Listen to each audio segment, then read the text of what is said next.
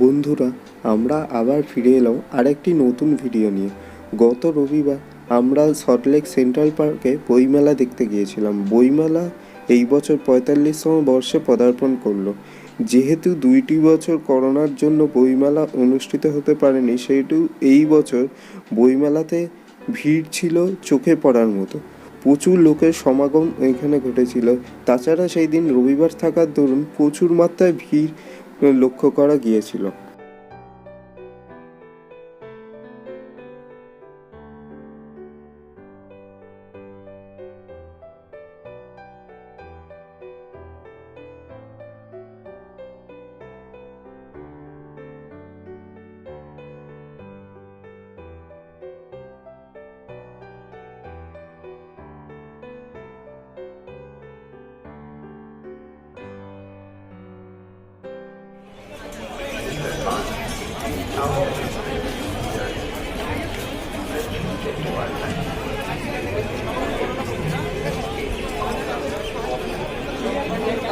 আপনাদের বাড়িতে যদি কোনো শিশু থাকে, তাদের লেখা, তাদের আঁকা আপনারা পাঠাতে পারেন আমাদের এই শিশু প্রকল্পে।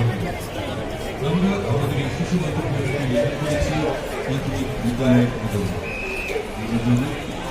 কোভিড পরিস্থিতিতে 2 বছর সমস্ত শিশুরা যেন মানুষ না কিনে সেই আমাদের শিশু প্রকল্পটি গঠন করেছি। We will have one lucky winner on each of 2 days who will gift coupons from 25,000 each.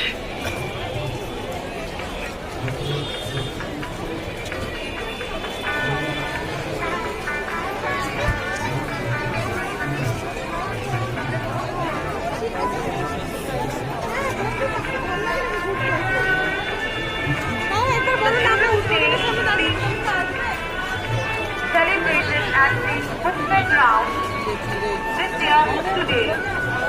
Do visit Spirit Pavilion with your little one. We will see.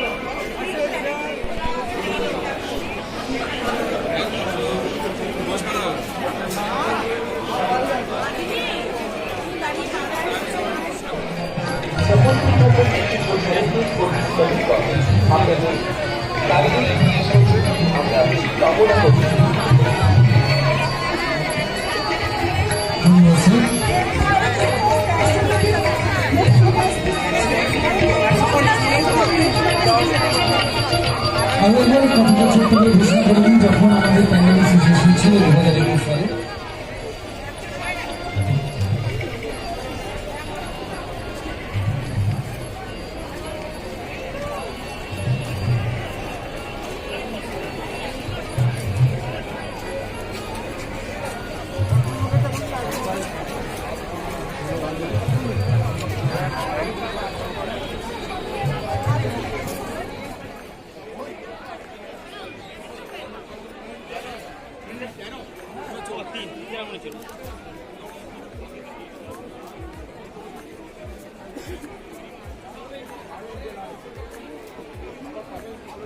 বইমেলাতে এসে আমার একটা বিষয় খুব ভালো লাগে যে এই ডিজিটালাইজেশনের যুগে ই বুক রিডার এসে গেলেও মানুষের বই কেনার হিড়িক কোনোভাবেই থেমে যায়নি।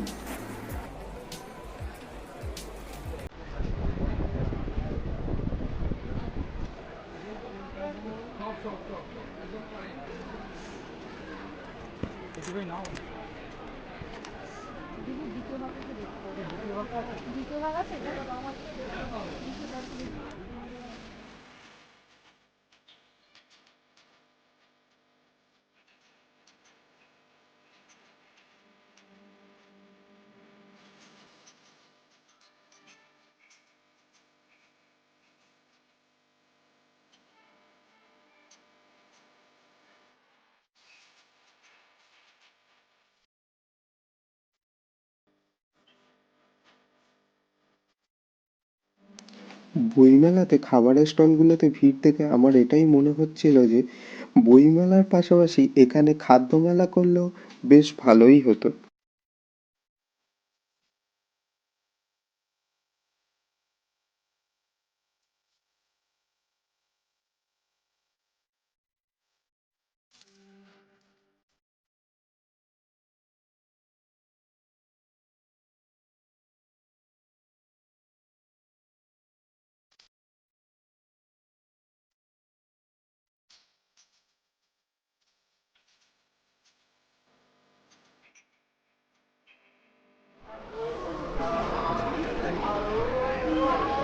কলকাতাতে এসে কিছু চিত্রশিল্পী শৈল্পিক নৈপুণ্যতা দেখে অবশ্যই মুগ্ধ হয়ে পড়েছিলাম, কারণ তাদের হাতের আঁকা দেখে মনে হচ্ছিল পুরোটাই জীবন্ত জীবন্ত চিত্রের।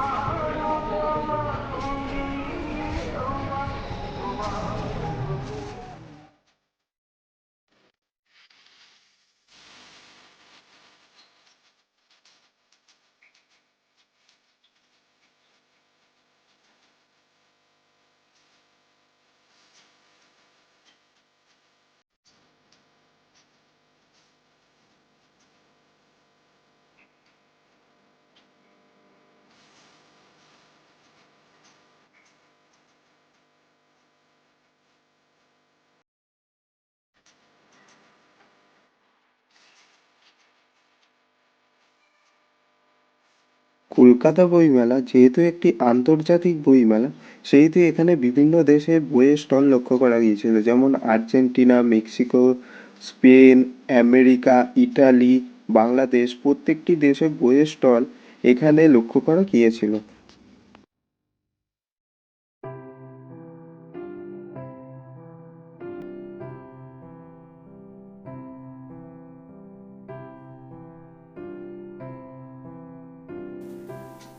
অবশেষে আমাদের বাড়ি ফেরার পালা, তাই আমরা দেখে নিলাম আমাদের ঠাকুরপুকুর যাওয়ার বাসটি কত নম্বর চ্যানেল থেকে ছাড়বে।